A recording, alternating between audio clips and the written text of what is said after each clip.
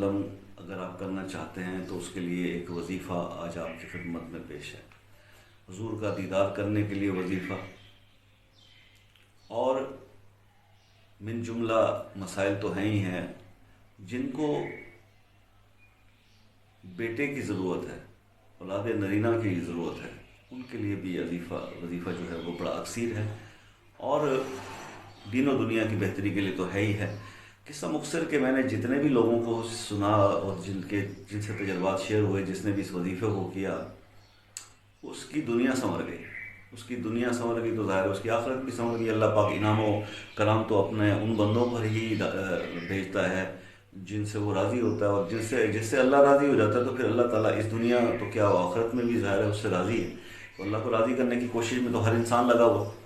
تو خیر، یہ خواہش اس دنیا کے اندر آپ کو پتہ ہے کہ ایک تو حضور پاک صلی اللہ علیہ وسلم کا جب خواب میں دیدار ہوتا